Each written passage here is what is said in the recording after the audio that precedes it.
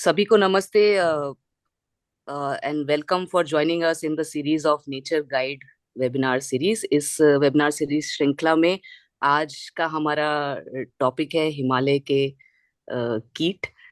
मैं बहुत बहुत स्वागत करती हूँ सभी पार्टिसिपेंट्स का, गीता अय्यर जी का, संजय सोंधी जी का। संजय तितली ट्रस्ट से हैं, वो आज का सेशन बाकी सेशंस की तरह मॉडरेट करेंगे and he will also take us through the introduction part and through the question answers of the webinar.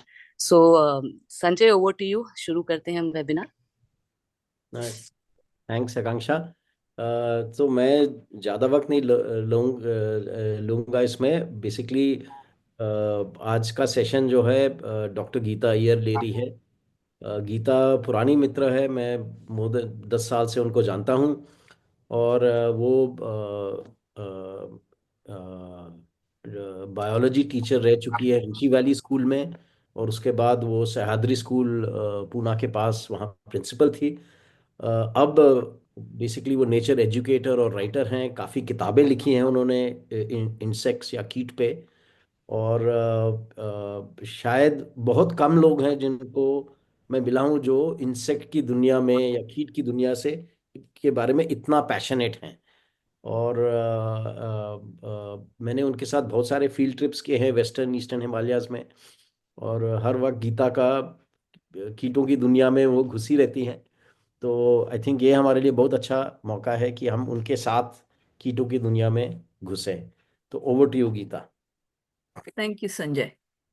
मैं शुरू करूं? बिल्कुल। नमस्कार एवरीवन।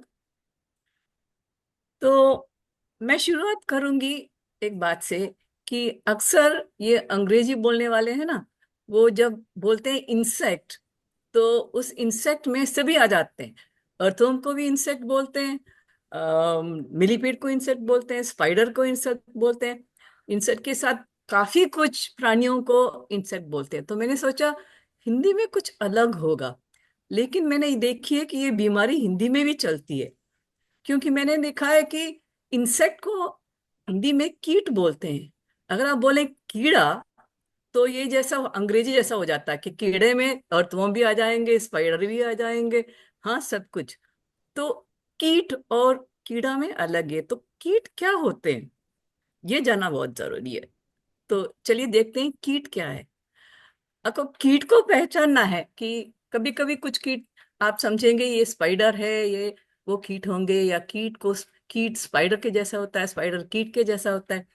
कीट वो जंतु है जिसके 6 पैर होते हैं, इसलिए अंग्रेजी में उनको हेक्सापोडा कहते हैं।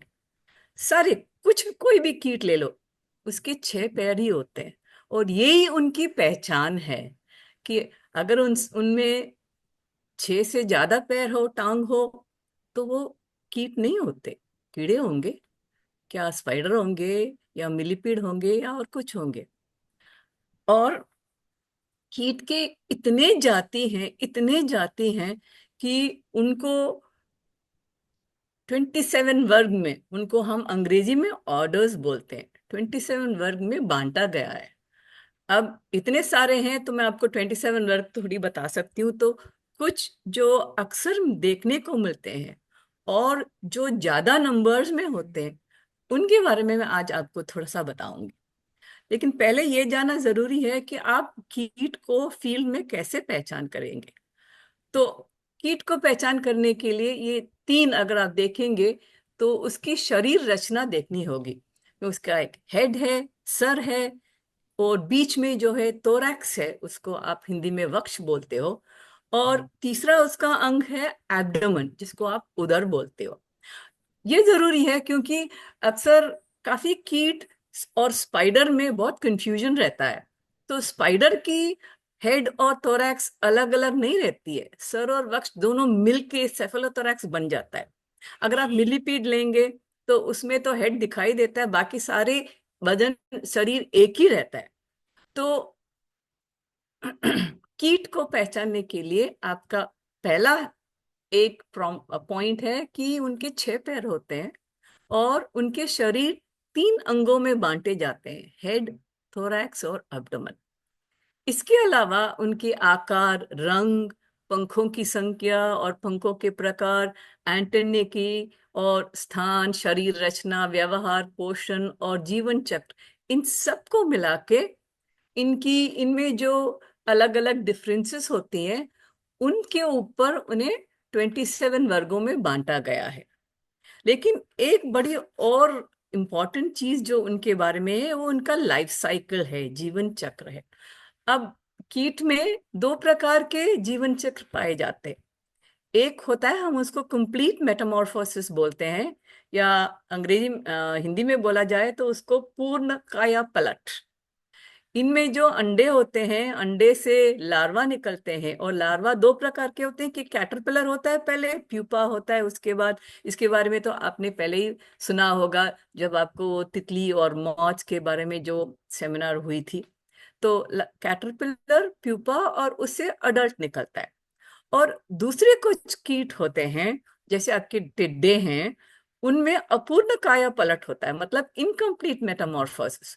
अंडे से वो जो बाहर निकलता है वो लार्वा नहीं निकलता है, लेकिन अडल्ट जैसा छोटा सा क्रीचर निकलता है। वो उसको हम बोलते हैं कि उसको ना कीट विज्ञान में उनको बोलते हैं निम्फ। एक अंडे से जो निकलता है वो एक किशोरी व्यवस्था है, इमेच्योर है, उसको हम निम्फ बोलते हैं। और अक्सर आपको फील्ड में निम्फ ही मिलता है, तो आप समझेंगे अरे ये तो कोई और कीट है। लेकिन कीट की निम्फ और अडल्ट में थोड़ा फर्क रहता है। देखने को अडल्ट जैसा लगता है तो आप समझेंगे ये कोई और निम्फ है। तो आपको मैं निम्फ दिखाऊंगी। तो अपूर्ण कायापलट या इनकम्प्लीट मेटामॉर्फोसिस के जो कीट होते हैं, उनमें बस अंडे, निम्फ और निम्फ से अडल्ट होते हैं। एक और बात है, आपने सुना होगा कि ये ये कीट मोल्ड करते हैं, यानी कि अपनी त्वचा को छोड़ के नए त्वचा लेते हैं। This the moult out of, बड़े होने के लिए ना हर बार उनको अपना आउटर कवरिंग, उनको बाहरी जो कवरिंग है उसको छोड़ के नई कवरिंग लेनी पड़ती है। तो ये जो अडल्ट है ना, ये जो इनकम्प्लीट मेटामॉर्फोसिस में आप देखेंगे कि निम्फ में उनके पंखे बड़े छोटे छोटे होते हैं। एक बार पंख निकल गया तो उसके बाद कोई भी कीट मोल्ट नहीं कर पाएगा। सबसे लास्ट व्यवस्था है जब उनके पूरे पंख, फुली फॉर्म्ड विंग्स निकलते हैं, तो फिर वो अडल्ट बन जाते हैं। सिर्फ एक कीट में ये नहीं होता है। उनका नाम है मे फ्लाई। ये पानी के बगल में मिलता है। ये लोग जो फिशिंग करते हैं ना, मछली पकड़ते हैं ना, तो मछली पकड़ने के लिए बेट के लिए इन मे फ्लाइज को लेते हैं। सिर्फ इन मे फ्लाइज में एक पूरी अडल्ट बनने से पहले ही उनके पंख निकल जाते हैं, और पंख निकलने के बावजूद वो एक बार और मोल्ट कर सकते हैं। यही है इनकी छोटी सी जीवन के बारे में। अब मैं आपको बताऊंगी कि मैंने आपको 27 वर्ग बताया ना, उसमें 5 हैं जिनकी कीट की संख्या बहुत ही ज्यादा है। और सबसे पहले वो है कोलियोप्टेरा, जिनके होते हैं एग्जाम्पल्स आपके भृंग या घुन, मतलब बीटल्स एंड वीवल्स। ये दुनिया भर में अगर आप सारे जीव जंतु को निकले तो 4 में से एक तो आपकी बीटल ही बन जाते हैं। इतने सारे हैं, इतने सारे हैं, और कई प्रकार के हैं। तो अभी तक 30 to 40,000 स्पीशीज को डिस्क्राइब किया है, और हम समझते हैं कि 2 मिलियन से ज्यादा अभी भी देखने को या पहचानने को रह गए हैं। सबसे ज्यादा वो है। सेकेंड लार्जेस्ट दूसरे हैं हाइमेनॉप्टेरा। हाइमेनॉप्टेरा के जो हॉर्नेट होते हैं, तो आपकी ततैया है, मधुमक्खी है, चींटी हैं, ये सब इस वर्ग के अंदर आते हैं, हाइमेनॉप्टेरा। कोलियोप्टेरा के बाद सबसे ज्यादा नंबर कीट की हाइमेनॉप्टेरन्स की होती है। इनमें अभी तक 15,300 स्पीशीज को तो डिस्क्राइब किया है, उनका विवरण हो चुका है, और करीब 1 मिलियन अभी भी ढूंढने, लिखने, पहचानने की रह गए हैं। लेपिडोप्टेरा के बारे में तो मैं नहीं बताऊंगी, क्योंकि उसके बारे में आपको मैं उसको छोड़ रही हूँ। और आई ये डिप्टेरा, मक्खी और मच्छर, इनकी वर्ग को डिप्टेरा बोलते हैं। आज तक करीब 1,30,000 स्पीशीज तक उनके विवरण हो चुकी हैं। और सबसे लास्ट है हेमिप्टेरा, इनको बग्स बोलते हैं। मैं हिंदी में उनकी एक अच्छी सी कोई नाम नहीं देख पाई, तो इसलिए मैं बग्स ही बताऊंगी। अब देखिए, अंग्रेजी में अंग्रेजी लोग ना ये शब्द बग्स सभी प्राणियों के लिए यूज करते हैं, लेकिन कीट के दुनिया में ये नाम बग्स सिर्फ उन कीटों के लिए दिया जाता है जो हेमिप्टेरा वर्ग के होते हैं। और इनको तो आप देख भी सकते हैं, क्योंकि ये जो बग है ना, यही हमारे फार्मर्स है, किसान लोगों को सबसे ज्यादा तंग करने वाले कीट यही इस वर्ग से होते हैं। एफिड्स हैं, हॉपर्स हैं, ये बदबूदार कीड़े होते हैं, सारे रस चूसने वाले कीटे इस वर्ग में होते हैं, इनको हेमिप्टेरा बोलते हैं। तो ये तो मैंने आपको बता दिया। अब अगर आप फील्ड में जाएंगे तो क्या देख पाओगे? तो ये रहा कोलियोप्टेरा। मैंने कहा ना इतने सारे हैं, ये सारे कोलियोप्टेरा हैं।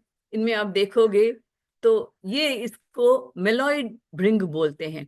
इसको मेलॉइड भृंग इसलिए बोलते हैं कि ये है ना एक तरह की ऑयल सेक्रीट करता है। जो ऑयल किसी किसी वर्ग के मिलॉइड बीटल के ऑयल में इनकी मेडिसिनल वैल्यू भी होती है। और अगर आप देखेंगे, इधर देखेंगे ना, छोटा सा ये येलो कलर का लिक्विड निकल रहा है, ये ये बीटल और काफी इंसेक्ट ना इसको आपको डराने के लिए, कभी उनको एस्केप करना है, देखते हैं कि कोई खतरा है, कोई इनको पकड़ने के लिए कोई आ रहा है, तो अपने ये टांग के बगल से जो जॉइंट्स होता है, यहाँ से वो अंदर से कुछ लिक्विड निकाल देते हैं। आ- अक्सर ये पीले रंग का हो, तो सडनली कुछ एकाएक आ जाता है ना, तो हम जाके एक स्टेप पीछे लेते हैं कि ये क्या हो रहा है। उस टाइम पे ये निकल जाते हैं, बच के निकल सकते हैं। तो ये आप इन कीटों में देख सकते हो, काफी कीटों में ये दिखाई देता है, सिर्फ मेलॉइड बीटल में नहीं, और बीटल्स में भी ये देख सकते हो। फिर एक एकदम तरह तरह के रंग बिरंगे जो होते हैं वो है ज्यूअल बीटल। ज्यूअल बीटल, देखिए, आपको एक बात बता रही हूँ, ये फोटो में इतने बड़े दिखते हैं ना, लेकिन ये ज्यूअल बीटल जो इनकी एक्चुअल साइज अगर देखा जाए तो इधर से इधर इतना ही होगा। तो आप ये मत सोचिए कि फील्ड में जाएंगे तो आपको इतने बड़े बड़े दिखाई देंगे। ये तो फोटो में बड़े दिखाई दे रहे हैं, लेकिन इन सब का साइज 2-3 सेंटीमीटर। ये ज्यूअल बग काफी छोटे होते हैं, इतने बड़े बड़े नहीं होते, छोटे होते हैं। तो ये देख के आप ये मत सोचना कि सब बड़े बड़े हैं, काफी छोटे छोटे कीट हैं। अच्छा, और इस वर्ग के बीटल भी आपको बहुत मिलते हैं, ये बहुत हानिकारक है। लॉन्ग हॉर्न्ड बीटल, ये पेड़ों को, वृक्षों को काफी नाश पहुंचाते हैं। और इनका तो कई तरह के, आप फील्ड में जाएंगे तो सबसे ज्यादा आपको यही देखने को मिलेगा। और इनको आप पहचान सकते हो क्योंकि इनके एंटेने बहुत ही बड़े होते हैं, इतने बड़े होते हैं, इसलिए इनको बोला जाता है कि लॉन्ग हॉर्न्ड बीटल, इतने बड़े बड़े हो जाते हैं ये। तो ये लॉन्ग हॉर्न बीटल हो गए। ये है टाइगर बीटल। ये टाइगर बीटल तो अच्छा बीटल है, क्योंकि ये कीड़े मकोड़ों के जो हानिकारक होते हैं ना, उनको ये हंट करता है, ये हंटर है। और ये कई रंगों में मिल जाते हैं। ये आपको ग्राउंड पे ना मिलेंगे। और ये इनको देखने में आप इनको पहचान सकते हैं, क्योंकि ये दौड़ते हैं, बड़ी जल्दी जल्दी जल्दी जल्दी दौड़ते हैं। तो उनकी दौड़ने का टांग देख के आपको पता चल जाएगा, अरे ये तो टाइगर बीटल है। क्योंकि मैंने बोला ना, उनकी व्यवहार और उनकी बॉडी की शेप, और जिस तरह से वो चलते हैं, जिस तरह से उड़ते हैं, ये सब आपको पहचान की एक हिंट है। तो ये टाइगर बीटल ना ग्राउंड पे ही रहता है, पर उड़ता नहीं, ग्राउंड पे रहता है। और ये अक्सर दौड़ता है, वेरी रेयरली ये उड़ता है, अक्सर दौड़ता ही रहता है। ये हुई। अब ये जो दो बीटल है ना, ये बीटल मैंने इसको, ये दोनों क्लिक बीटल है, लेकिन अब देखिए ना, बीटल की एक दूसरी एक खूबी है कि इनको जल्दी से आप मार नहीं सकते, क्योंकि इनका जो, अब हर हर कीट का दो चार विंग्स होते हैं ना, दो पैर, दो बाहर के दो अंदर के। इनकी जो अंदर बाहर के जो विंग्स है ना, ये उनको उड़ने में कोई मदद ज्यादा नहीं करता, ये सिर्फ प्रोटेक्शन के लिए रहता है। और ये एकदम हार्ड रहता है। और उसके नीचे आप अगर उनके हाइंड विंग्स देखेंगे, वो एकदम पतला पतला पेपर जैसा रहता है, और वो ही उड़ने को रहता है। और ये इनको ना, अम, हर बीटल को ये जो हाइंड विंग्स बोलते हैं, वाले विंग्स, इनको फोल्ड करने का भी एक तरीका होता है। ये ऐसे फोल्ड करके रखते हैं जिससे ये जो बाहर का आउटर विंग्स है ना, वो उनको कंप्लीटली प्रोटेक्ट करेंगे। और अगर आप बीटल्स के आउटर विंग्स को देखेंगे ना, देखिए, ये उनके साइड के, अगर उनके, ये देखिए बॉडी है ना इनका, ये हुआ हेड, ये थोरैक्स, और ये एब्डोमेन।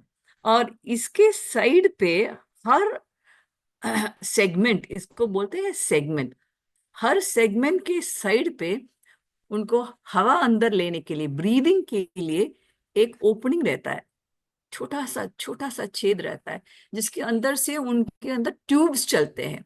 तो ट्यूब्स पूरे बॉडी में इधर उधर सब ब्रांचेस हैं ट्यूब्स के। वो उस ट्यूब की वजह, ट्यूब से ही अंदर उनकी हवा चलती है। ब्रीदिंग जो होता है ना, ऑक्सीजन लेना है, कार्बन डाइऑक्साइड बाहर देना है, वो इन ट्यूब से होता है। और ये ट्यूब साइड पे रहता है। तो जब इनकी ये आउटर विंग्स इनको बंद कर देते हैं ना, तो उनको वो प्रोटेक्ट कर देता है। इसलिए ये बीटल्स को मारना भी, मारने से जल्दी नहीं मरते। तो ये क्लिक बीटल है। ये क्लिक बीटल ऐसा है कि अगर आपने उसके पास, उसको लगा कि खतरा है, तो एकदम हवा पे जंप करेगा और उल्टा गिर जाएगा, और गिरते गिरते वो एक क्लिक साउंड बनाएगा, इसलिए इनको क्लिक बीटल बोलते हैं। वो आपको सरप्राइज कर देगा ना, आप देखते रहोगे तो ये ऊपर एकदम हवा में उड़ेगा और फिर ऊपर ऐसे गिर जाता है। और आप देखते रहोगे तो थोड़ी देर क्लिक के साथ फिर अपने टांगों पे आ जाता है। तो इसको क्लिक बीटल बोलते हैं। ये है नेटविंग बीटल, क्योंकि इसके बाहर के जो विंग्स हैं, वो थोड़ा सा, ज्यादा नहीं, थोड़ा सा उसमें वेन्स दिखाई देता है, इसलिए इनको नेटविंग बोलते हैं। और ये जो है ना, ये स्टैग बीटल है, ये कलेक्टर्स आइटम है। इनको बहुत लोग, ये कई कई तरह से आते हैं, बहुत सुंदर आकार में ये आ जाते हैं। तो इनको, ये कलेक्शन से इसका खतरा ज्यादा ये है कि लोग इसको कलेक्ट करना चाहते हैं। ये जल्दी नहीं मिलते हैं, देखने को मिलेगा आपको, ये पेड़ के इधर उधर छुपे रहते हैं, जल्दी नहीं मिलेगा। लेकिन इनको बहुत ही कलेक्टर्स आइटम होता है। वो लोग ये भी समझते हैं कि अगर इनको अपने साथ रखें तो पैसा आएगा, इसलिए। और भी हो गया इनका, कोई 75,000 80,000 से 1 लाख तक एक बीटल चलता है मार्केट में, यही इनका। तो बहुत ही सॉट आफ्टर बीटल है ये। और इनको तो सब जानते हैं, लेडी बर्ड बीटल, क्योंकि ये एक फ्रेंड्स ऑफ द फार्मर है, किसान का मित्र है। ये काफी एफिड्स, बाकी सारे जो पौधों को हानि पहुंचाते हैं, उनको खाने की मदद करता है। तो दिस इज, और ये लेडी बर्ड बीटल सब कई रंगों में आ जाते हैं। तो ये सब हुई बीटल। और अगर आप ये देखोगे तो, ये देखोगे, इनको वीवल्स बोलते हैं, घुन। ये वीवल्स का एक खूबी है कि ये देखने के लिए बहुत ही सुंदर है। आप देखिए ना उनका, मैं, सॉरी, ये जो है ना, इनके ऊपर देखिए ना, इनका आउटर विंग, जो बाहरी विंग है, वो एकदम जैसे किसी शिल्पी ने उनमें कोई काम किया है और उसको स्कल्प्ट किया है, उसको ना उनमें तरह तरह के डिजाइन बनाए हैं। इनके बहुत, हर किसी को आप वीविल को देखो, कोई भी वीविल को देखो, उसमें काफी बहुत सुंदर सुंदर सी पैटर्न रहते हैं सब। और सुंदर देखने को तो है, लेकिन है बड़े हानिकारक, बहुत ही हानि पहुंचाते हैं। ये पौधों के रूट्स को चू कर लेते हैं, स्टेम को चू करते हैं, बहुत हानिकारक है। और इनमें एक मैं आपको दिखाना चाहती हूँ, इसको बोलते हैं जिराफ बीटल। ये फीमेल है, ये मेल है। तो सिर्फ मेल्स के लिए ना उनका एक लंबा सा ऐसा थोरैक्स रहता है, ये थोरैक्स है, उनका लंबा सा थोरैक्स है, इसलिए इनको जिराफ बीटल बोलते हैं। अब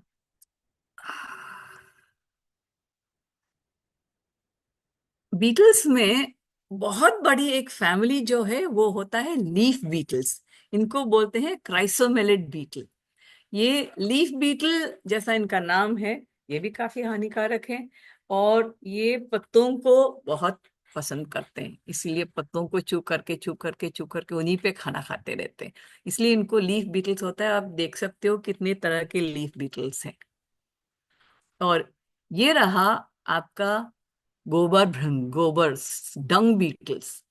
और डंग बीटल्स बहुत ही उपयोगी बीटल्स हैं, क्योंकि ये फॉरेस्ट में या जहां भी हो आपकी जो गंदगी होती है ना, उसी को निकालने में ये बहुत मदद करते हैं। और ये जो ये जो बीटल है ना, ये सिर्फ हाथी के डंग पे रहता है, हाथी के डंग को खाता है, इसको एलिफेंट डंग बीटल बोलते हैं। और जब वो डंग बॉल बनाता है ना, तो इतना बड़ा बनाता है, इतना बड़ा बनाता है। और उस डंग बॉल के अंदर अंडा लेके, और अंडे से लार्वे निकलते हैं। उस लार्वे को खाने के लिए बेर्स, व्हाट यू से बेर्स इन हिंदी, भालू, हाँ, भालू आते हैं। वो इनके इनके ग्रब को खाने के लिए, एलिफेंट, क्योंकि एलिफेंट डंग बीटल होता है तो उनके ग्रब भी बहुत बड़े होते हैं, तो उसको खाने के लिए भालू को वो बहुत पसंद है। तो आप अगर देखेंगे तो, ध्यान से देखेंगे तो आपको जंगलों में इनकी डंग बॉल्स मिल जाते हैं। ये सारे डंग बीटल्स हैं, और ये मेल है और ये फीमेल है। तो मेल और फीमेल में ये जो बड़े बड़े से हॉर्न्स होते हैं ना, ये जनरली मेल्स में ही दिखाई देते हैं, फीमेल्स में नहीं देखा जाता है। और ये तो अलग चीज, एक और अलग प्रकार की स्कारब रंग है। अब ये जो नीचे देखते हो आप, ये भी स्कारब बीटल ही है, लेकिन ये डंग बीटल्स नहीं है, ये लीफ शेफर्स हैं। ये लीफ शेफर्स हैं, और ये रहते हैं, ये खाते रहते हैं, या तो फूलों में इनको पाया जाता है, नहीं तो इनको पत्तों में पाया जाता है। और ये एकदम शाइनिंग बीटल्स है, इनकी आउटसाइड जो होती है, एलिट्रा जो होता है ना, वो उस काफी रंग बिरंगे होते हैं, देखने में काफी सुंदर है, लेकिन हाँ, काफी हानि पहुंचा सकते हैं प्लांट्स को। अब हम जाएंगे हाइमेनॉप्टेरा। इसको हाइमेनॉप्टेरा इसलिए बोलते हैं कि ये जो हाइमन है ना, ये इनके विंग्स के बारे में, आप ये चिंटी को देखेंगे तो इनका विंग्स देखा ना, एकदम पतला सा होता है, इसलिए इनका, इन सब का जो विंग्स होता है वो काफी पतला रहता है, इसलिए इनको हाइमेनॉप्टेरा बोलते हैं। और हाइमेनॉप्टेरा में आते हैं आपके वास्प्स, और फिर बीज, चींटी, सब कुछ इन्हीं में आता है। अब अगर आप देखेंगे तो ये रहा, ये है पेपर वॉस्प, ये कुकू वॉस्प है। ये आपको अक्सर मिलेगा फॉरेस्ट में। आप ये देखने, बहुत नीले रंग के, पीले रंग के सब मिलेंगे। और आप इनको ध्यान से देखिएगा, क्योंकि कभी कभी आप इनको ना, इन्हीं रंग में मक्खी, मधुमक्खियां भी रहती हैं, और शायद आप समझेंगे कि ये मधुमक्खी होगा, लेकिन जिस तरह इनके जो हेड थोरैक्स, जो थोरैक्स ये रहता है ना, ये मधुमक्खियों में नहीं रहता। इसमें देखिए ना, ये मधुमक्खी है, इसमें नहीं रहता है, इसमें ऐसे ही रहता है।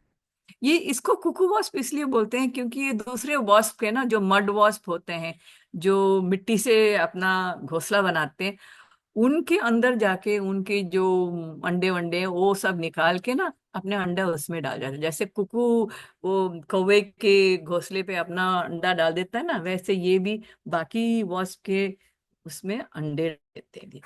ये रहा हॉर्नेट। इसके बारे में तो मुझे बता ही नहीं है। आप लोगों को जानते हैं कि इतने बड़े बड़े घोंसला ये बनाता है, इनका नेस्ट इतना बड़ा होता है, ऊपर पेड़ से टंगा रहता है या फिर नीचे रहता है। और और ये जो है ना, ये सबसे बड़ा वास्प है और ये पॉलिनेटर है। ये बहुत काफी कुछ फूलों को पॉलिनेट करता है, इसलिए बड़ी उपयोगी वास्प है। लेकिन ये काटता भी है, तो इसको थोड़ा ध्यान से रहना चाहिए। हम्म। ये हमारे यहाँ जो मधुमक्खी पालते हैं ना, ये पालतू मधुमक्खी जो होती है, वो हमारे देश की नहीं है, वो विदेशी स्पीशीज हैं। एपिस मेलिफेरा बोलते हैं, जो सब सब वही लेते हैं। वो हमारा नहीं है, विदेशी है। और वो आजकल उनके नंबर बहुत कम हो रहे। अगर हम अपनी देशी वाले, वो इसलिए एपिस मेलिफेरा विदेशी वाले मधुमक्खी पालते हैं क्योंकि जो हनी आपको उनसे मिलता है वो ज्यादा मिलता है। जैसे कि उनमें से अगर 30 या 50 किलो हनी मिलेगा, उस स्थान पे अगर आप अपने एपिस सरनाई, आपके हिमालय के एक स्पीशीज है जहाँ मिलेगा, एपिस सरना को लेंगे तो आपको शायद 20 या 25 किलो इतना ही कुछ मिलेगा। इसलिए लोग एपिस मेलिफेरा को जानते हैं। अपने देशी मधुमक्खियों को बहुत कम लोग पालते हैं। लेकिन अच्छा, ये मधुमक्खियां तो आपको काटता है, लेकिन ये जो मधुमक्खी है ना, ये इसको स्टिंगलेस हनी भी बोलते हैं क्योंकि ये काटता नहीं है। और ये अपने साइज के लिए ना, ये मच्छर की साइज का होता है। और इसको आप घर में आसानी से पाल सकते हैं। इसकी जो हनी होती है वो एकदम मेडिसिनल वैल्यू का होता है। तो आजकल दुनिया भर में लोग, क्योंकि एपिस मेलिफेरा कम होता जा रहा है, तो लोगों का ध्यान ये वाले स्टिंगलेस बी के ओर चलता है। ये देखिए ना, ये मेरे घर में अपने दीवार में, पत्थर वाली दीवार में एक छोटा सा खड्डा था, उसके अंदर इसने अपना घोंसला बनाया है।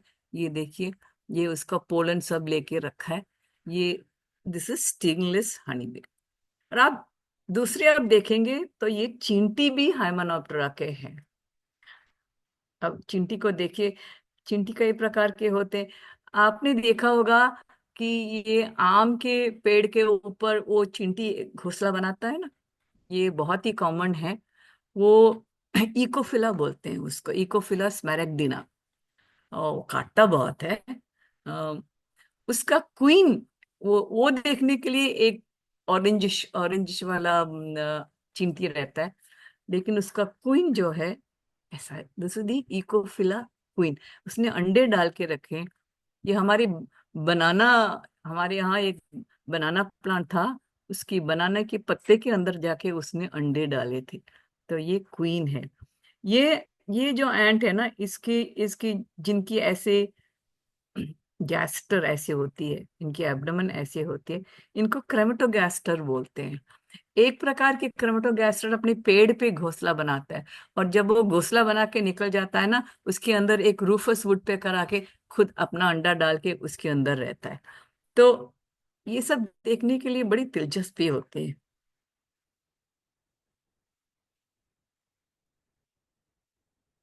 अब जाएंगे हम मक्खी के लिए। अ, किसी को भी मक्खी अच्छी नहीं लगती। आप समझते हो कि मक्खी सब बीमारी फैलाता है, ठीक नहीं है सब, लेकिन बहुत बहुत ही यूजफुल मक्खी है। आप फ्रूट फ्लाई के, तो हमारी सारी रिसर्च तो जो जो कुछ जानकारी होती है हमारी अंदर क्या होता है, हमारी सिस्टम के बारे में, फिजियोलॉजी के बारे में, ये तो फ्रूट फ्लाई की रिसर्च से ही बनता है। तो फ्लाई इतनी बड़ी बुरी चीज नहीं है, फ्लाई। अब ये देखेंगे ना, ब्लू बॉटल, ये जो ब्लू बॉटल फ्लाई है, इसको फॉरेंसिक्स में, मतलब जब किसी की हत्या होती है उसके बारे में पता करना चलता है कि कब इनकी मृत्यु हुई, कितने दिन हो गए। कभी कहीं आपको कॉप्स मिल जाता है तो उसके बारे में पता चल, तो उनके लिए ये फ्लाई का इस्तेमाल करते हैं। क्योंकि ये जो फ्लाई है ना, ये जो मरे हुए प्राणियों के ऊपर ही फीड करता है। जो फ्लाई को, ये बहुत ही इंपॉर्टेंट, ये ग्रीन बॉटल फ्लाई होता है, ब्लू बॉटल फ्लाई रहता है, ये लुसिल्ला स्पीशीज का फ्लाई इसके लिए बहुत ही उपयोगी है। एक और बात आपको करना, ये जो नाम आप देखते हो ना, डिप्टेरा, अभी मैंने आपको बताया था, शायद बताया ही नहीं था, कि कीट के 4 पंख होते हैं। लेकिन ये सारे जो फ्लाइज है ना, मक्खी और मच्छर, इनकी इनमें 4 पंख नहीं होते, इनमें सिर्फ 2 पंख ही रहते हैं। मच्छर को भी आप देखो, कोई भी, कुछ भी, मक्खी को आप निकाल के देखो तो आप देखेंगे कि उनमें सिर्फ 2 ही 2 पंख होते हैं। तो दूसरे पंख का क्या होता है? आप देख रहे हो इधर एक छोटी सी चीज, ये है ना उनका दूसरा इनर हाइंड विंग, वो एक छोटी सी ऐसे चीज में बदल जाता है। ये इट इज मॉडिफाइड इनटू, हम अंग्रेजी में इसको बोलते हैं हॉल्टियर्स। ये हॉल्टियर्स, आप कभी मक्खी को मारने की कोशिश करते हैं तो जल्दी से मार नहीं पाता है ना, उड़ जाता है जल्दी से। ये हॉल्टियर्स जो हैं, इन मक्खियों को अपना बैलेंस बनाने के लिए बहुत ही मदद आता है। इनके वजह से वो अगर जब ऊपर उड़ते हैं तो यहाँ ऐसे टर्न कर सकते हैं, ऐसे टर्न कर सकते हैं, नीचे जा सकते हैं, ऊपर जा सकते हैं, वो अपना बैलेंस नहीं खोते। ये बैलेंस इसलिए नहीं खोते क्योंकि उनकी एक हॉल्टियर्स की मदद रहती है। जो कभी कभी आप फील्ड में जाओगे तो आप सोचोगे, अरे ये तो मधुमक्खी है, लेकिन वो मधुमक्खी नहीं होगा, वो मक्खी होगा। और उनको पहचानने के लिए आपको यही देखना पड़ेगा कि इसके कितने पंख हैं, इसके हॉल्टियर्स हैं। सब में हॉल्टियर्स आपको दिखाई देगा। तो ये एक प्रकार की फ्रूट फ्लाई है, जो अगर आप फील्ड में देखोगे तो समझोगे कि ये एक वॉस्प है, क्योंकि इसी प्रकार के, इसी रंग के, इसी पैटर्न के वॉस्प रहता है। तो ये मक्खी वॉस्प को मिमिक करती है, ताकि कोई भी इसे देखेगा तो समझेगा, अरे ये तो वॉस्प है, इसके साथ कुछ जोड़ा वड़ा नहीं निकालना है, लफड़ा नहीं करना है, इसको छोड़ दो अलग, तो कोई उसको कोई हानि नहीं पहुंचाएगा, इसलिए इसको मिमिक करता है।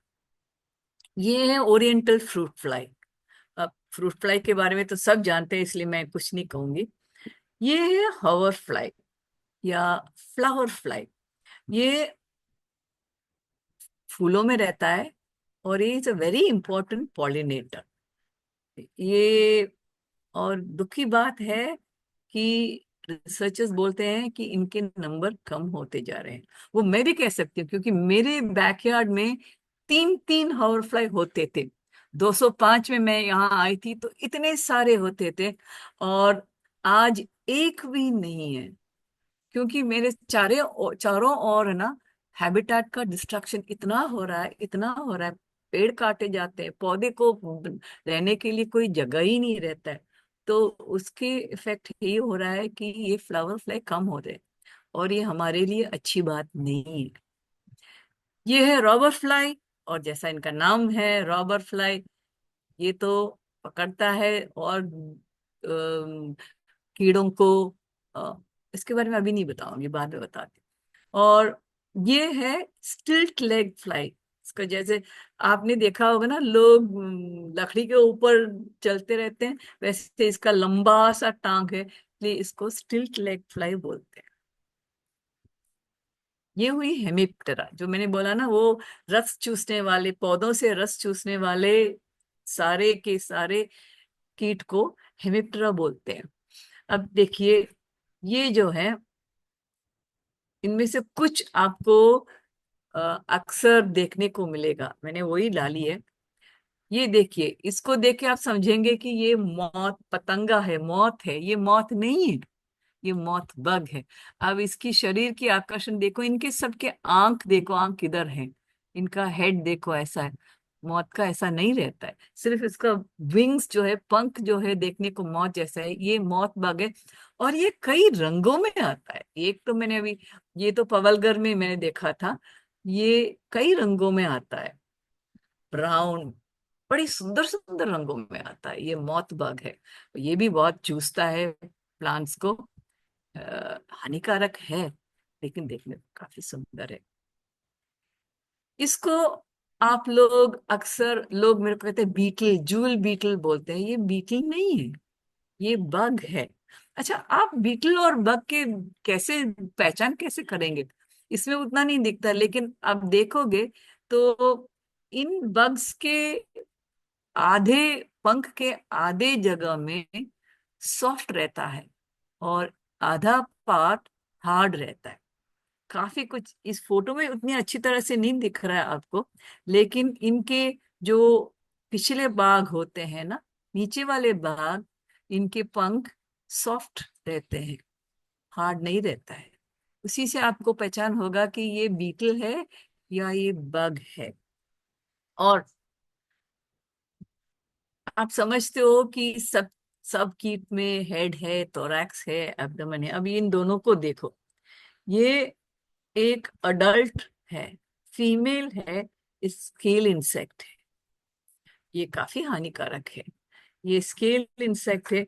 एक बार मैंने किसी को इसे जंगल में दिखाया तो वो माने नहीं मेरे से।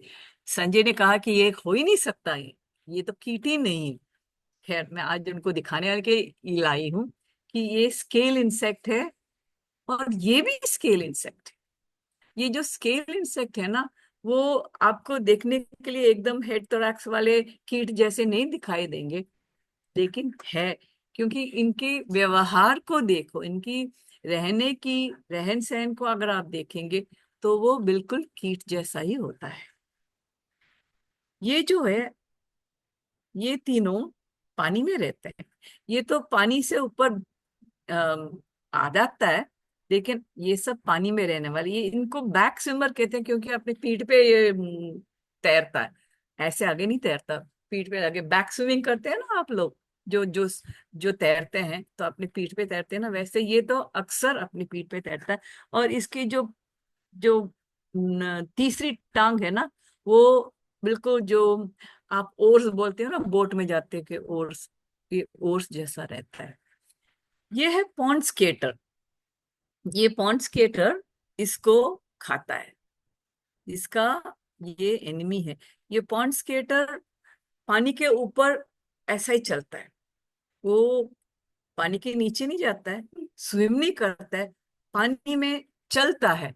उसके पांव ऐसे होते हैं जिससे वो पानी की सरफेस टेंशन बोलते हैं, वो सरफेस टेंशन को लेके वो ऊपर उसमें चल सकता है, पानी में चल सकता है। ये आप अगर देखेंगे ना, देखिए उनके पैर, फर्स्ट राउंड ऑफ पैर ऐसे रहते हैं। अब ऊपर निकाल के देखेंगे तो आपको पता चलेगा, एक हेड है, एक थोरैक्स है, एक एब्डोमेन है, और 3 पेयर्स ऑफ लेग्स है। और ये सबसे बड़ा वाटर बग है, जायंट वाटर बग। ये काटता है। हाँ, अगर आप देखेंगे तो इसको उठाएंगे तो जरा ध्यान से, क्योंकि ये काटता बहुत है।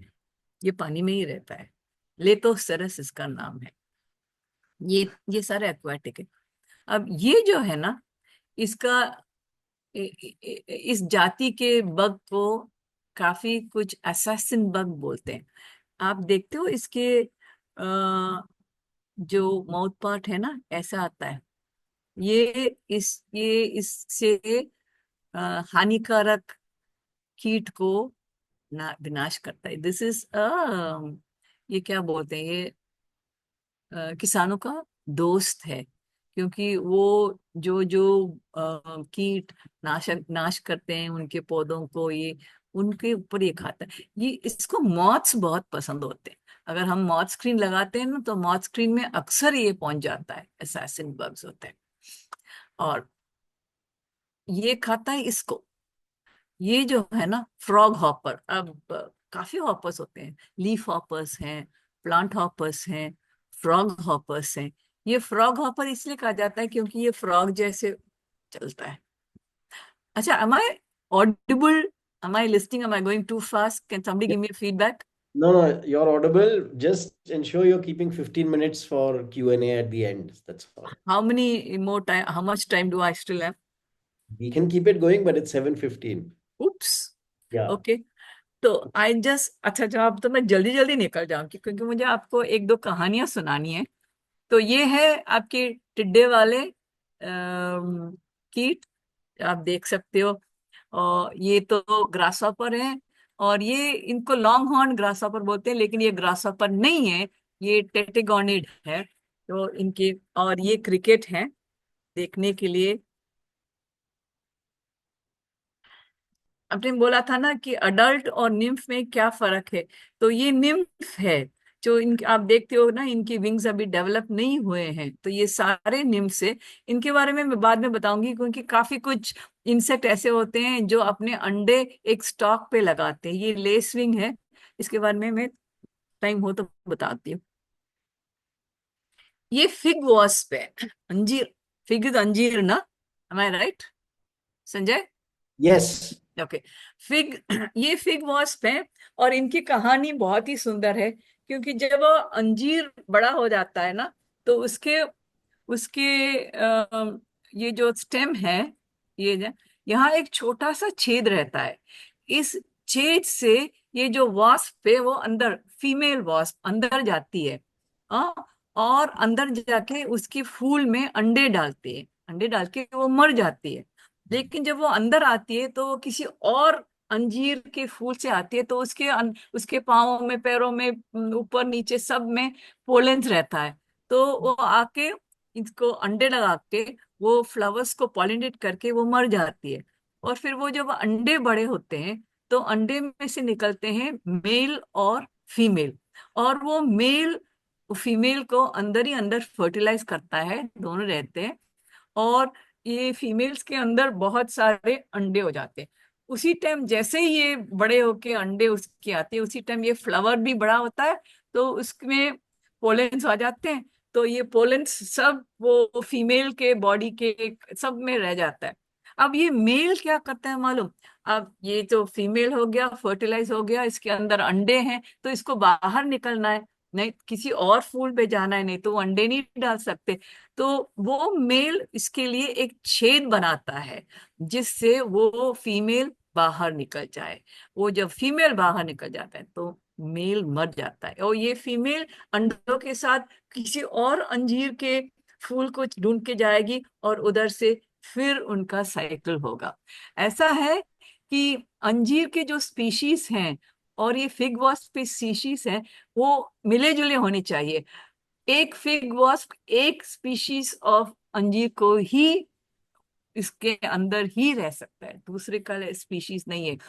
ये करीब 90 मिलियन ईयर्स अगो इनकी जो दोनों की जोड़, ये फिग और फिग वॉस्प की जुड़ान शुरू हुई है 90 मिलियन ईयर्स अगो। और ये समझा जाता है कि जैसे जैसे फिग वॉस्प इवॉल्व हुए, वैसे वैसे फिग स्पीशीज भी इवॉल्व हुए, ताकि दोनों की को एवोल्यूशन बोलते हैं, एक साथ इवॉल्व होके आना आना हुआ। तो आप देख सकते हो ये मेरा हाथ है कि ये कितने छोटे हैं। हाँ, ये जो ये है इनकी लंबी सी ओविपोसिटर,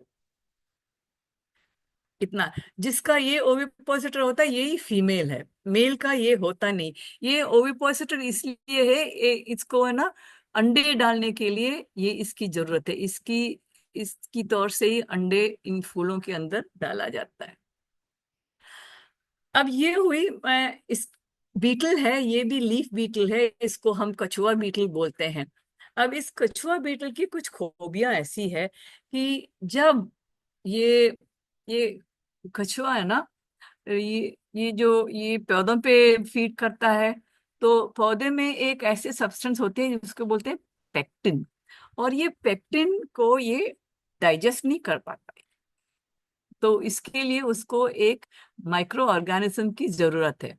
तो जब ये इसकी माता अंडे डालती है, तो उस अंडे के अंदर एक छोटा सा कैप्सूल, उसके अंदर माइक्रो ऑर्गेनिज्म भी रह के डालती है, तो अंडे के साथ एक छोटा कैप्सूल रहता है। जब ये लार्वा अंडे से बाहर निकलता है, तो उस कैप्सूल में जाके वो माइक्रो ऑर्गेनिज्म को भी खा लेता है, तो उसका पहला पहला खाना तो वो माइक्रो ऑर्गेनिज्म हुआ। माइक्रो ऑर्गेनिज्म अगर नहीं मिला, तो आगे वाली जो खाना खाएगा वो खा नहीं पाएगा। ये सिम्बायोसिस बोलते हैं। अब इसको हिंदी में क्या बोलते हैं मुझे नहीं मालूम, अंग्रेजी में इसको सिम्बायोसिस कहते हैं। तो उसके बाद अब जो लार्वा जो है ना, वो लार्वा काफी कुछ बर्ड्स और बाकी स्पीशीज लाइक लेस विंग्स हो, बीटल्स हो, बग्स हो, सबको इसके लार्वा खाने के लिए अच्छा रहता है। तो अपने आप को ये कैसे प्रोटेक्ट करता है? जो मोल्ड करते हैं ना, जो अपने तो जब लार्वा होता है तो बड़े होते हैं तो बाहरी स्किन को निकाल देते हैं, वो स्किन को वो फेंकते नहीं, वो उसको अपने ऊपर डाल देते हैं। और जैसे वो एक्सक्रीट करते हैं ना, जो टट्टी वट्टी सब निकालते हैं, उसका भी एक कवच बन जाता है। आप देखते हो इधर, आप देखते हैं ना इधर, इधर जो अपने अंदर से निकलने वाली जो भी चीज हो, बाहर से निकलने वाली स्किन हो, ये सब अपने ऊपर एक शील्ड जैसा रखता है, ताकि इनको कोई और कीड़े या बर्ड्स या कुछ खाएंगे नहीं। सिर्फ इन्हीं में ऐसा रहता है। और रिसर्च ने दिखाया है कि अगर इनकी शील्ड को निकाला जाता है तो ये आसानी से बाकी कीट के प्रे बन जाते हैं और खाए जाते हैं। सो ये टॉर्टॉइस बीटल में इसको हम बोलते हैं फीकल शील्ड या टट्टी का कवच। ये त्वचा और दोनों का कवच बन के ये अपने आप को प्रोटेक्ट करके बड़ा होता है। ये जो भी, ये है एक वॉस्प। ये ज्यूअल वॉस्प ये ऐसा है कि ये कॉकरोचेस को हंट करता है। और कॉकरोचेस को क्या करता है, ये कॉकरोच के सर पे काटता है और स्टिंग करता है। वैसे काटता नहीं, इसको अंदर नीचे से होता है ना, वो स्टिंग करता है। वो स्टिंग करके इसके अंदर एक रासायनिक चीज डालता है। ये रासायनिक चीज उसके ब्रेन पे जाके कॉकरोच को कंप्लीटली इसके सर्वेंट बन जाता है, इसका स्लेव बन जाता है। अब एक बार उसने स्टिंग कर लिया, उसके अंदर वो रसायन डाल दिया, फिर ये वॉस्प जो है ना, वो उस कॉकरोच को अपनी एंटेना से पकड़ के अपने साथ लेगा। जैसे कुत्ता पीछे पीछे आपके जाता है ना, वैसे कॉकरोच भी इसके पीछे पीछे जाएगा। और ये इसको, उस कॉकरोच को लेके एक खड्डा बनाएगा, खड्डे के अंदर उसको डाल के इसके ऊपर अंडे डाल के इसको बड़ा कर देता है। तो इसको हम तो माइंड, जैसे कि हमें होता है ना कि हम अपने दिमाग को कंप्लीटली चेंज करे, वैसे ये एम्प्यूलेक्स स्पीशीज बोलते हैं ज्यूअल वॉस्प। ये आपके फील्ड में देखने को बहुत मिलेंगे। This is a mind turning wasp. अब आप वास्प को देखेंगे तो आप समझेंगे, अरे बाबा इसके इतने बड़े बड़े ये सब काटेगा। ये जो इचन्यूमॉन वास्प और ये ब्रैकोनिड वास्प है ना, इनके ये जो है, ये सब सिर्फ फीमेल्स में मिलता है, मेल्स में नहीं रहता है, सिर्फ फीमेल में रहता है, क्योंकि ये अंडे डालने के लिए काम आते हैं। मेल्स को तो अंडे नहीं डालने। तो ये जो है रिसा हिमालयनसिस, ये बहुत ही उपयोगी वॉस्प है। ये सारे उपयोगी वॉस्प है, क्योंकि ये मालूम क्या करता है, ये जाके वुड, जो पेड़ के वुड होते हैं ना, वो उस वुड को टैप करता है, इससे इससे टैप करता है। टैप करके उसको पता चलता है कि इस पेड़ के अंदर एक बीटल ने अपना अंडा डाला है। अगर उसको मालूम किया तो इस वो पेड़ के वो वुड के अंदर अपने इस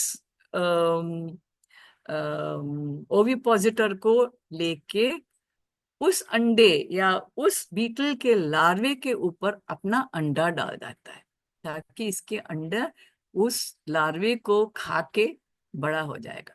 इसलिए एक बहुत ही उपयोगजनक कीट है ये। वैसे ही ये भी है, ये सारे ऐसे हैं। आप देखते हैं ना, ये ब्रैकोनिड है, दो प्रकार के होते हैं, एक तो इक्न्यूमॉइड है, एक ब्रैकोनिड है। सारे उपयोगी वॉस्प हैं। इनको देखे डरना, ये बिल्कुल किसी को स्टिंग नहीं करेगा, इतना बड़ा है ना, लेकिन ह्यूमंस को बिल्कुल ही नहीं स्टिंग करता है। एक बड़ा उपयोगी है। अब आप इनको देखोगे तो ये तो मधुमक्खी है, लेकिन ये मक्खी है। देखने को तो मधुमक्खी, तो इनको हम बोलते हैं मिमिक। और ये कीट वर्ग में तो बहुत ही ऐसे हैं जो एक दूसरे को देखे मन। तो इनको पहचान करना है तो आप देखोगे कि इसके एक ही पंख है, एक ही पेयर ऑफ पंख है, लेकिन इसके दो है, two pairs of wings, one pair of wing. तो आपको पता चलेगा कि ये मधुमक्खी नहीं है, ये तो मक्खी है। तो ऐसे मिलने को बहुत है। अब देखिए ना इसको, इसको बोलते हैं मैंटिस्पिड बोलते हैं। ये देखिए, इसका पहला पैर बिल्कुल प्रेइंग मैंटिस जैसा रहता है। इसका बॉडी जो है एकदम वॉस्प, ये पेपर वॉस्प है। ये पेपर वॉस्प जैसा इसका बॉडी रहता है, और इसका विंग जो है एकदम लेस जैसा है। तो ये इस इन वर्ग के, जैसे मैं आपको बोला था ना, लेस विंग, इधर दिखाया था। अरे नहीं, नहीं, नहीं। हाँ, ये जो दिखाया था ना लेस विंग, ये लेस विंग, और अभी जो मैंने दिखाया ये मैंटिस्पिड। अच्छा, इस मैंटिस्पिड का खूबी ऐसा है कि ये अपने लार्वल स्टेज ना स्पाइडर के वेब के अंदर बिताता है।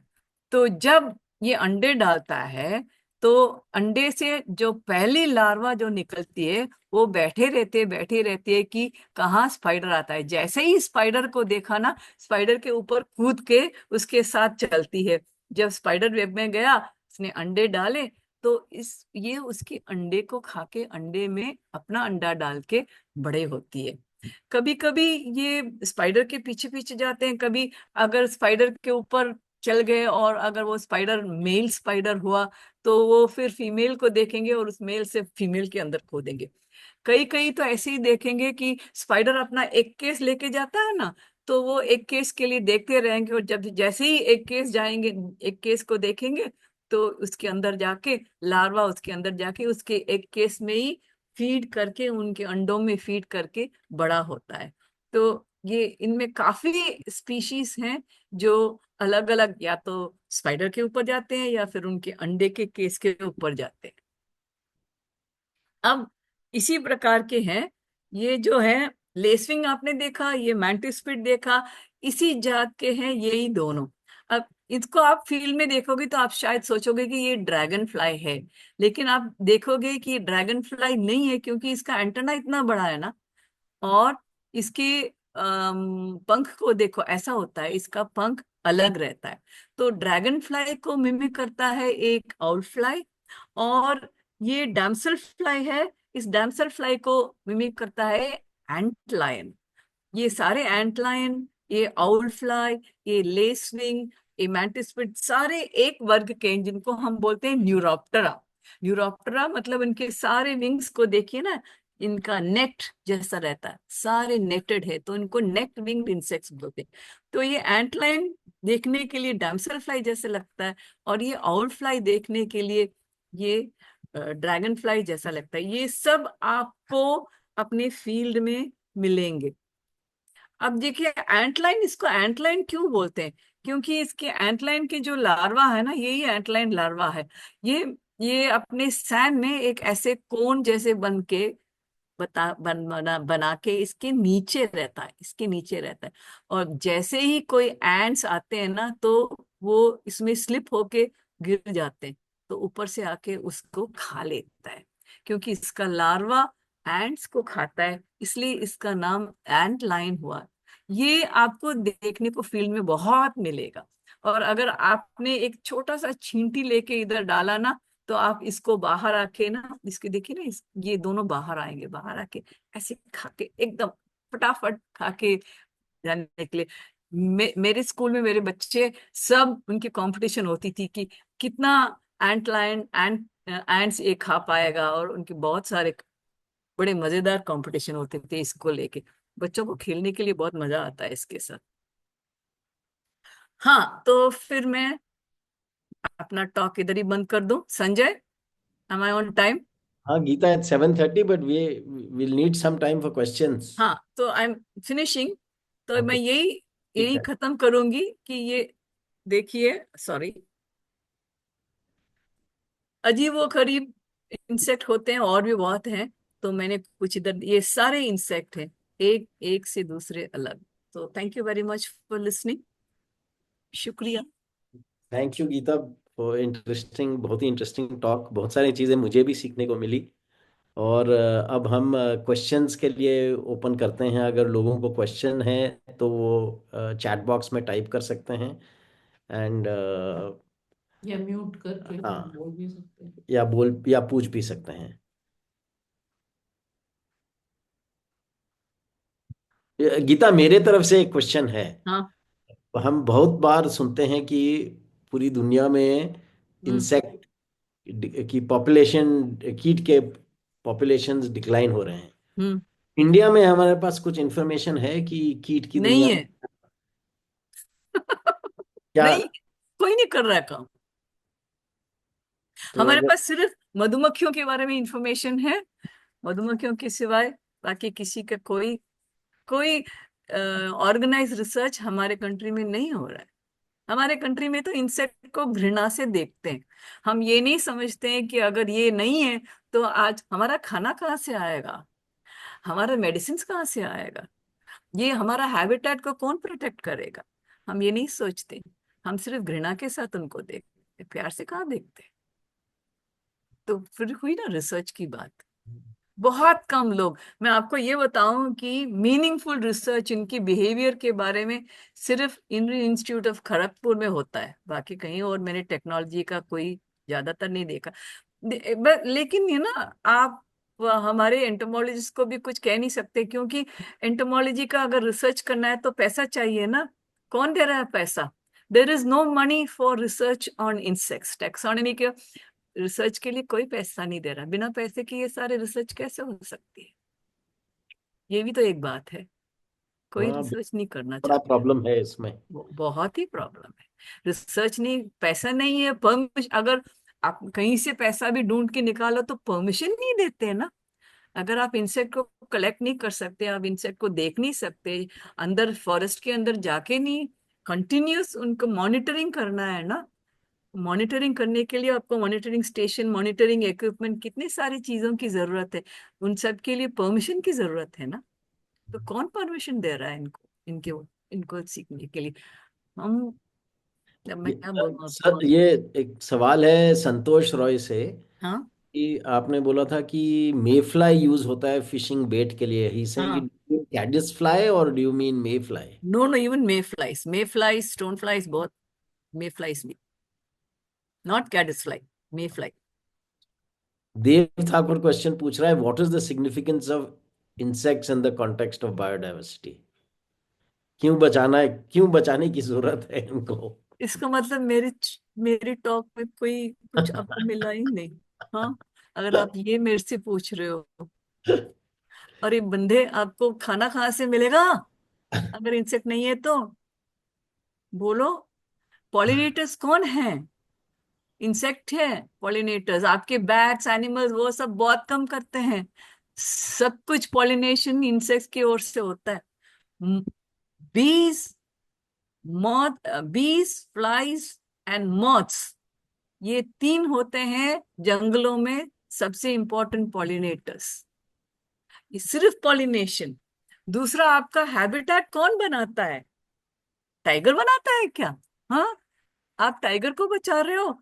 अगर मालूम है टाइगर बचाने के लिए क्या करते हैं लोग फॉरेस्ट में? वो कहते हैं अरे टाइगर बचाना है तो हमें ये हर्बीवोर्स की जरूरत है। हर्बीवोर्स की जरूरत है तो उनको घास फूस की जरूरत है, इसलिए फॉरेस्ट को क्लियर करो और जो हर्बीवोर्स के लिए चाहिए वही पौधा प्लांट करो। अब जब आप बिना पता चले कि इसके अंदर कौन से कीड़े हैं, क्या कीड़े हैं, आप सबको काट कूट देते हो, तो हैबिटेट का क्या हो जाता है? अगर ये कीड़े नहीं, अगर आपको डंग बीटल्स नहीं है तो आपके फॉरेस्ट में ये टाइगर के डंग को क्या क्या स्थिति रहेगा?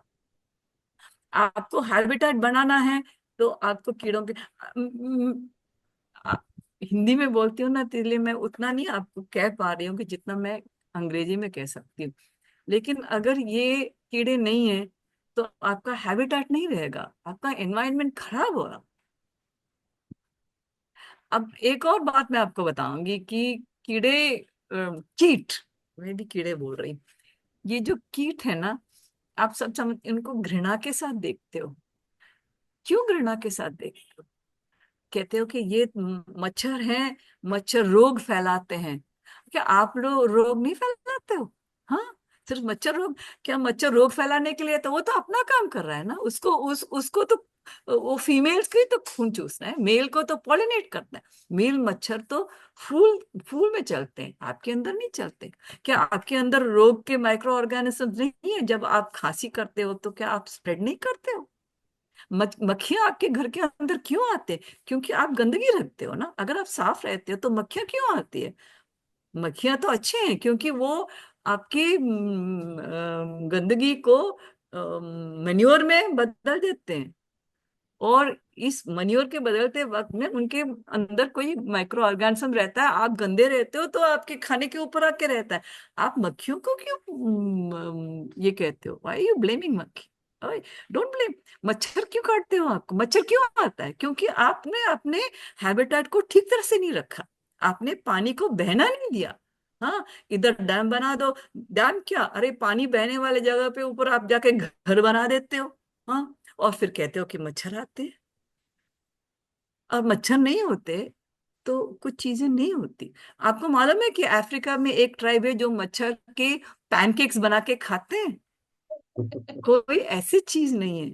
देखिए, हैबिटेट चाहिए तो इंसेक्ट चाहिए।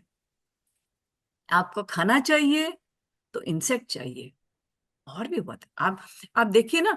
आप प्लांट से मेडिसिन लेते हो। हाँ, ये प्लांट्स से मेडिसिन क्यों आता है? ये प्लांट्स मेडिसिन इसलिए बनाते हैं क्योंकि ये जो कीट है ना, उनको खाने को जाते हैं तो अपने आप को प्रोटेक्ट करने के लिए वो इंसेक्ट्स वो केमिकल्स बनाते हैं। वो केमिकल ही हमारे लिए मेडिसिन बन जाता है। अब बोलो, क्या कीट को प्रोटेक्ट नहीं करना चाहिए? अगर अब भी आपको नहीं हुआ, ये नहीं हुआ कि कीट को प्रोटेक्ट, तो मैं और कुछ कह ही नहीं सकती। गीता, दो और question. Why rufous woodpecker lays eggs in ants nests and not others? ये ऋतुराज सिंह ने पूछा है. I think you can answer that better than me, no?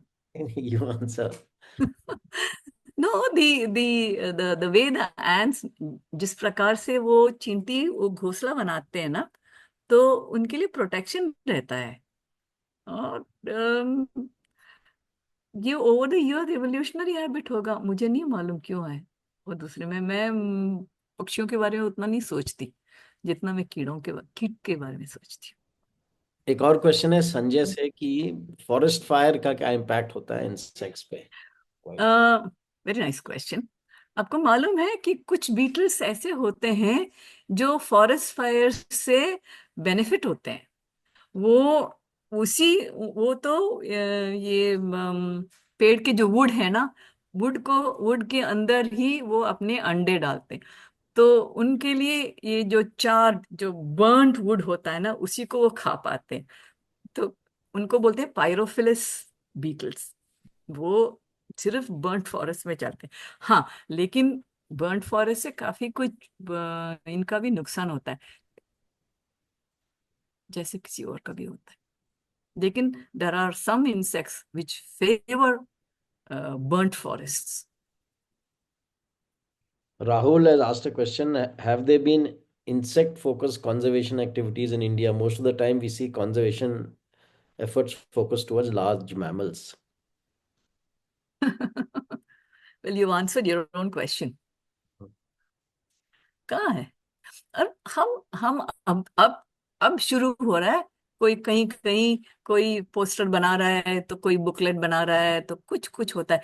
लेकिन अभी भी मैं जो बुकलेट्स देखती हूँ ना, उसमें अक्सर हमारी इंडियन इंसेक्ट्स नहीं देखती हूँ। वो कहीं किसी और विदेशी किताब से लेके फोटो वोटो लेके डाल देते हैं, या फिर फेसबुक जाके कहीं पे जाते हैं। उतना I feel that there isn't enough work done on insects. और वो इसलिए मेरे मेरे काफी एंटोमोलॉजिस्ट फ्रेंड्स हैं जो बहुत ही बढ़िया काम करने को तैयार हैं, अभी तक कर चुके हैं। लेकिन उनको पैसा ही नहीं, उनको परमिशन नहीं है। परमिशन नहीं मिलता है, तो वो क्या करेंगे? ये जो department of science and technology ने सारे पैसे माइक्रो बायोलॉजी और बायोटेक्नोलॉजी के लिए दे दिया है। टैक्सोनॉमी का पैसा 2-3 साल हो गए, टैक्सोनॉमी के पैसे बहुत कम किए। कौन देगा पैसा? एक और क्वेश्चन है राहुल से. I notice frog hopper nymphs tend to use bubbly foam to protect them. Are there other such mechanisms used for protection? No, they are the only ones that use those bubbly spit. They are called spittle bugs, क्योंकि वो spittle जैसे है ना, उसके अंदर ही उनके अंडे develop होते हैं, निम्फ रहते हैं, और कुछ नहीं है। There are some moth species also that use bubble हाँ, foam. that okay. I'm not going into moths, so I can go. Ram पूछ रहा है, butterfly park seem to be the most prominent insect conservation. Would be nice to know more initiatives beyond butterfly parks. हाँ. You think butterfly parks, the way the butterfly parks are designed, they will help in conservation? They are all concrete structures. उनसे आपको क्या conservation मिलेगा? If butterfly parks are designed naturally with with the idea of conserving habitats, then they make sense. But a lot of, at least in Tamil Nadu, the butterfly parks that I have seen are concrete structures. शायद बाकी जगहों में कुछ अच्छा सा बना होगा, लेकिन दो तीन जो मैंने देखा है, I have no hope of anything. हाँ, चेन्नई में एक अड़यार तुंगा बनाया, which is not bad conservation के लिए. So I think Tell me, why do we want to have only butterfly parks? यही मेरी क्वेश्चन है. हाँ, क्यों हम उसको इंसेक्ट पार्क नहीं कह सकते? क्या सिर्फ, अगर आप सिर्फ बटरफ्लाई को ही उधर रखेंगे तो is it not going against the system? क्योंकि आपका फूड चेन कहाँ है, आपका फूड वेब कहाँ है? उसके बिना आप हैबिटेट को क्या कंजर्व कर सकते हो? charismatic species, that's all, nothing else. हाँ. आई थिंक सब बटरफ्लाई बटरफ्लाई बोलते हैं तो सब करते हैं. तो गीता, एक लास्ट क्वेश्चन है, वी आर ऑलरेडी 7:40. एक लास्ट क्वेश्चन, अगर गाइड्स नेचुरलिस्ट जो हैं इस कॉल पे, अगर उनको कंटिन्यूसली सीखना है हम्म. इंसेक्ट्स के बारे में, तो insect identification, insect behaviour, interesting stories, ये सब इंफॉर्मेशन कहाँ से मिलेगी, कैसे वो सीख सकते हैं? सतपदा। एक तो आपकी किताब है सतपदा, जिसमें बहुत सारा इंफॉर्मेशन है, पर वो तो अभी पुराना हो गया है थोड़ा. इंफॉर्मेशन तो सभी हाँ को है. relevant है। क्या अच्छा तरीका है सीखने का? हाँ. अब मैं, मेरा एक वेबसाइट है जिसमें मैं इंफॉर्मेशन डालने वाली हूँ इंसेक्ट्स के बारे में. आप वो और एक आध और भी वेबसाइट होंगे जिसके अंदर I can compile a list of books and things like that, जिसके आप बता सकते हो, क्योंकि आप ही तो कंजर्वेशन में इतने सारे काम कर रहे हो. तो आपको जो आप मॉथ्स और बटरफ्लाईज के लिए कर रहे हो वो इंसेक्ट के लिए हो सकता है ना. लेकिन मैं ये बात बताना चाहती हूँ कि हमें बटरफ्लाईज, मॉथ्स, देखिए इवन बीटल्स, अभी राम कुछ कर रहा है, कौन देखता है बीटल्स के बारे में? They are one of the largest of the insect creatures. How much do we know about them? और मैं बताती हूँ, one of the best of the insects are the neuropteran. जैसे हमने अभी आपको बोला था, lacewings, antlions, owlflies, mantispids, और भी हैं, बहुत सारे हैं. But nobody even knows about them, or I have heard of them. Nobody talks about them. Do you know about snake flies? Do you know about scorpion flies? They are all some of the most brilliant. How much do you know? You don't know about mayflies. You don't know about stone flies. Plecoptera है, Ephemeroptera है, कितने सारे, 27 orders. Come on, give me a break.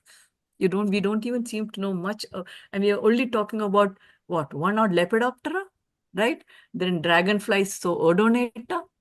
They're very romantic, no? Both these are. Everybody is after them. This butterfly, that butterfly.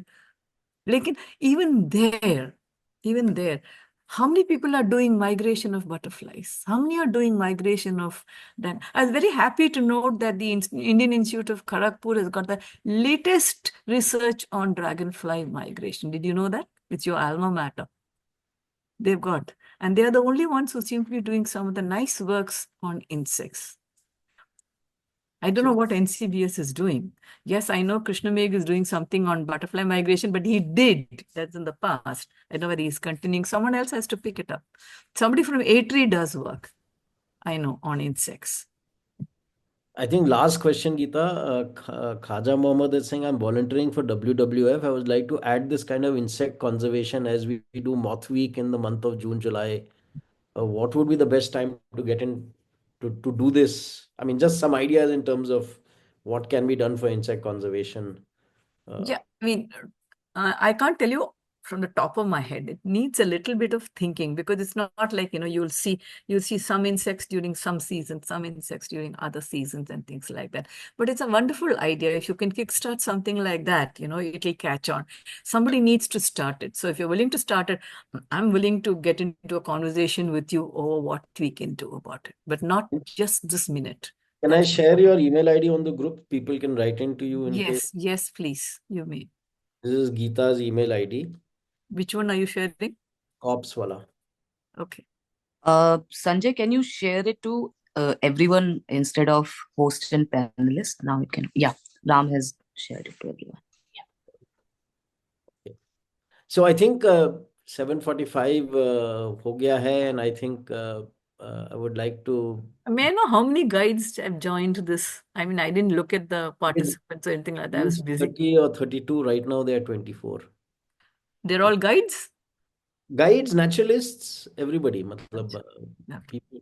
It's a mix of guides and people interested in nature. No, because they are on the field, no, the guides. So Ah, they would yeah. also have more information, because I know that we did a training for eco guides at Kanyakumari and we had a group on that. So the members from those guides used to keep coming back to me with what they saw in the field and asking me for more information and things like that. So that's why I was asking about the guides. Yeah. No, I think I've got a number of messages where people have asked कि क्या इसका recording online होगा। हाँ, बिल्कुल। बाकी seminars webinars को भी हमने ऑनलाइन रखा है, इसको भी हम रखेंगे। तो जिसने मिस किया है वो डेफिनेटली इसको बाद में ऑनलाइन देख सकते हैं, इसका रिकॉर्डिंग। एंड इसी के साथ I would like to say Gita, thanks for a very interesting talk. I hope सबके लिए बहुत यूजफुल था। एंड ये हमारे लिए एक अच्छा रिसोर्स बेस भी बन सकता है। हम इसको अपने ट्रेनिंग प्रोग्राम्स में भी यूज़ कर सकते हैं। And thanks so much for a very very nice talk. Thank you very much for giving me the opportunity. Thank you very much. Thank you Night. Everyone for